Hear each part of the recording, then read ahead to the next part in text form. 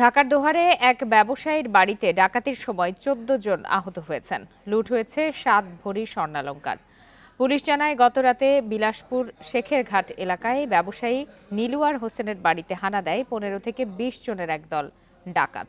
এ সময় অস্ত্রের মুখে তাদের জিম্মি করে ৭ ভরি স্বর্ণালংকার লুট করে তারা। ঘটনা টের পেয়ে এলাকাবাসী ডাকাতদের ধাওয়া দেয়। এ সময় গুলি ছোঁড়ে তারা। এতে আহত হন ১৪ জন। আটক করা হয় এক ডাকাতকে। আহতদের মধ্যে ৯ জনকে ঢাকা মেডিকেলে ভর্তি করা হয়েছে। পুলিশ বলছে, জড়িতদের ধরতে অভিযান চলছে।